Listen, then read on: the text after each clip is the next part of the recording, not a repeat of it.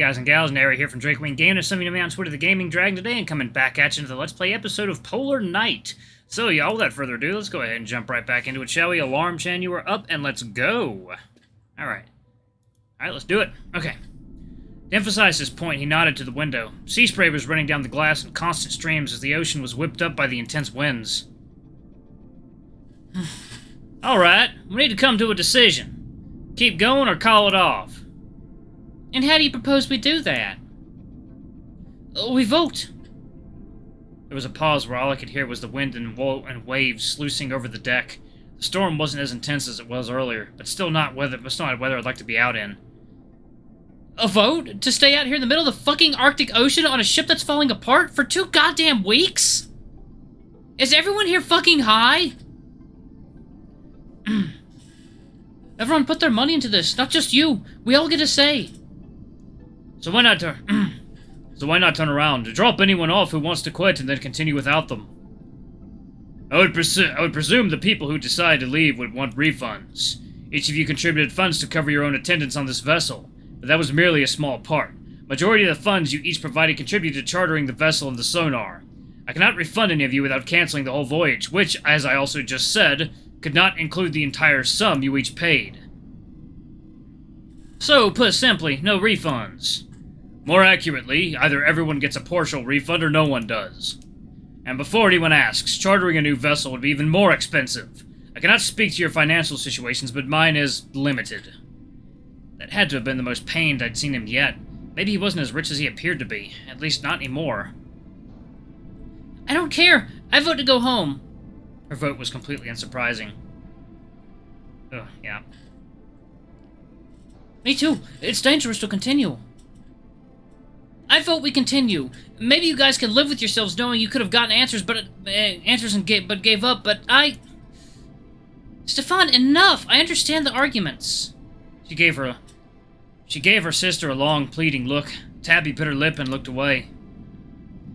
But I can't walk away from this. I'm sorry. I vote we continue. Tabby surprisingly looked more guilty than angry. She still did not meet her sister's gaze. Well, I can see Stefan's point. Stefan looked crestfallen as we all heard the butt coming a mile away. But risking our own lives like this is irresponsible. I mean, don't you have families to go home to? What would they think if y'all never came home? Stefan looked like he'd been gut punched. Tabby gave him a concerned look, but he turned away. Rufus, oblivious as per usual, didn't notice. Look, I don't think Hannah, God rest her, would be pleased if I drowned out here just to find her. I vote we return. 3-2. I'm not happy about this goddamn boat. I fully intend to take the captain up to cleaners over this. But I came this far, so I vote we keep going.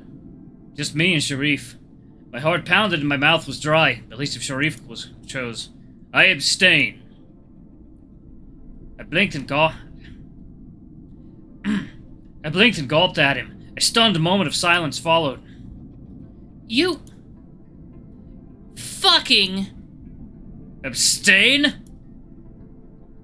Before you start screaming, let me make myself clear. I fully stand by my belief that this journey will locate the Iran, and I dearly wish to find some trace of my friend. His voice broke a little. I understand your safety concerns and I share them. I'm responsible for choosing this ship and I accept my share of the blame. I brought you all out here. I will abide by your collective decision. Everyone exchanged astonished looks, and one by one all eyes turned to me. No pressure, Garrett. She clearly meant it in jest, but the tension in her voice was palpable. Fucking hell. It was like a scene from my deepest, darkest nightmare. I was the center of undivided attention, and my decision was all important. Second, y'all. Water time.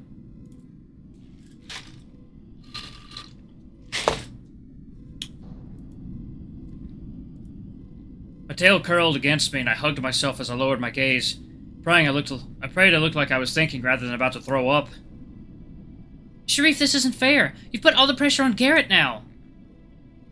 Yeah, that's some bullshit. The kid has to make a choice for all of us. You should have... A moment of hope. A spark of possibility, if Sharif chose. I've said my piece. I have nothing more to say. Well, fuck. Can I at least have a think? Well, I hate to put more pressure on you, but time is kind of the essence here. Of course. Turn to port. Oh, another big decision area. Alright. We can't turn back now. I think we should keep going. The words left my mouth in what felt like slow motion, as if my brain was double-checking the sanity of what I was saying. In the awful silence that followed, I actually wished I'd started screaming and pointing fingers. At least that would have been something. Stefan and Gale looked astounded, but both gave me a smile. Gale closed her eyes and nodded in acknowledgement. You can't be serious! Rufus! So we're decided then. Even though she got what she wanted, Dana didn't sound happy. More resigned. God damn it! Tabby stormed off, giving me a furious look. I wanted to shout after her, to apologize, but Gale darted off after her, calling out.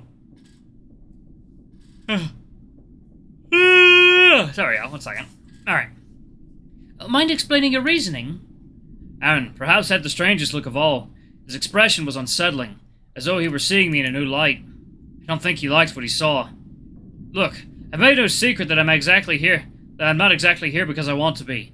I'm here because I don't want to watch my mom waste away, wondering if someday Connor will walk back through the door. It's killing her. If we find nothing, then at least we tried. Well, if that's the case, how'd you reckon she'd handle it if her other son died out here? I'm not thinking about that too. You think I'm not thinking about that too? I snapped. Instantly, regret hit me and I rubbed the bridge of my nose, my muzzle. Sorry, I'm sorry. One by one, everyone filed out of the room. Stefan briefly stopped to silently comfort me by patting my shoulder out but soon, only Sharif was left. I am impressed. I bristled. I was in the mood for a smart-ass attitude. With what? You held your nerve there pretty well. It could not have been easy to go against the wishes of someone like Rufus or Tabby. You think I care about that? I rounded on him, taking a step toward him, for all the good my tiny frame was to intimidate him. I told you, I'm doing this for Mom and no one else. He was completely unfazed by my feeble attempt at intimidating him, but he did offer a small smile, a genuine one. As you say, I will inform the captain of your decision. I would suggest you go and rest. Your day has been rather tiring, wouldn't you agree? He turned and, with a spring in his step, ascended the stairs to the bridge. The privacy of my cabin couldn't come soon enough. As I walked down the cabin corridor, I could hear Tabby and Gale arguing. Aaron had been standing just outside his door, murmuring with Rufus. They both stopped as I passed, watching me. I was sorely tempted to confront them, tell them to say what they wanted to say. I was of course not brave enough. Besides, I just couldn't bring myself to be around anyone right now, especially if they were pissed at me. I was in my need for a smoke hit me like a sledgehammer to the chest. God damn did I need a smoke. There wasn't a smoke alarm in the bathroom. Great. Now why was I venturing back out of this room? Not tonight. Fumbling in my pockets for a smoke, my hand found my packet of cigarettes, but... Fuck, where is it? Rummaging in my pockets with increasing panic, I pulled open my jacket to check the interior pockets before stuffing my hands in my trouser pockets. Second now, water time. That was a pretty big decision.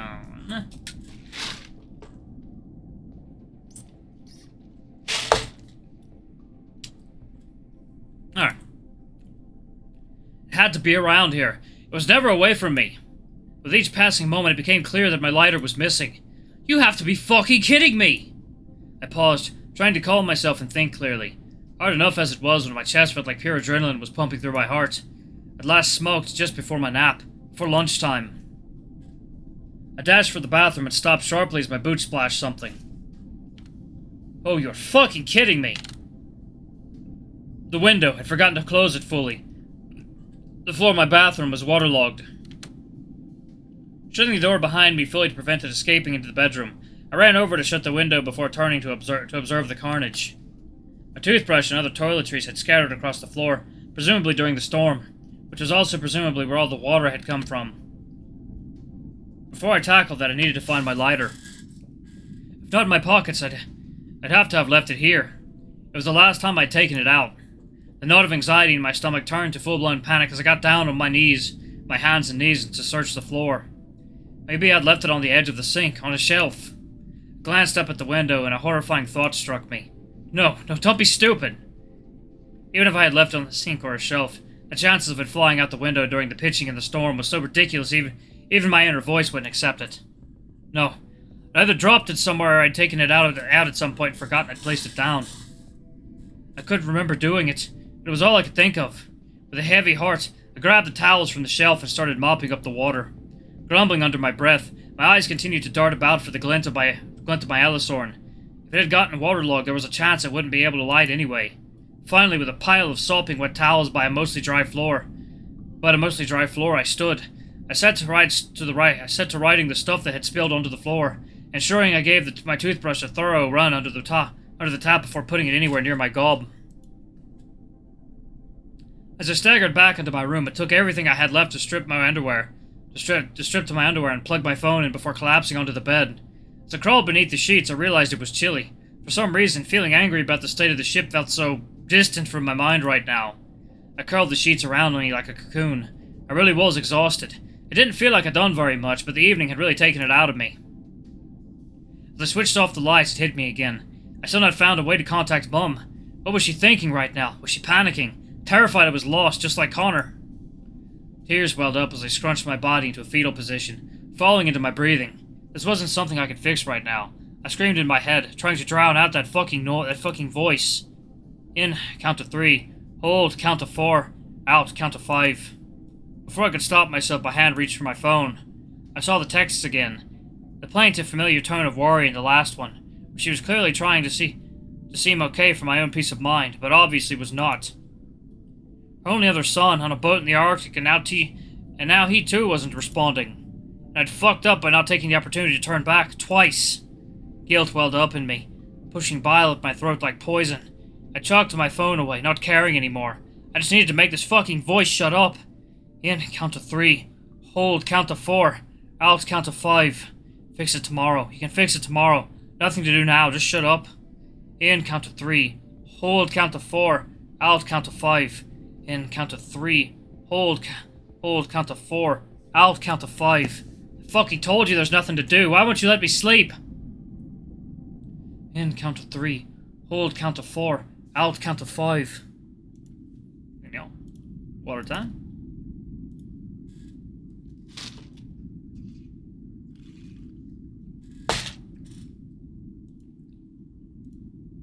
In, count to 3. Hold, count to 4. Out, count to 5. In, count to 3. Hold, count to 4. Out, count to 5. In, count to 3. Hold, count to 4. Out, count to 5. Oh, man. Thank you for playing. I hope you've enjoyed this so far. If so, please consider contributing to our Patreon. Your support will help us make the game even better. Yeah, you guys are great. Ah, man. Alright, I can't wait to see what else happens in this game. Thank y'all. Oh, man. Like, I'm hoping for some good old cosmic Lovecraftian horror. Bit of slasher stuff thrown in. You know, I'm sure there will be. To me, this really feels like the furry version of At the Mountains of Madness. So, there's so much flexibility in the furry genre of visual novels, y'all. We're just all over the place, and I absolutely love it. But anyway, y'all, thank y'all so much for watching. Don't forget to like, comment, subscribe, ring that notification bell. Leave a super thanks for a tip if you can. It always helps. And until the next video, I love you all. I'll see you next time. Bye-bye.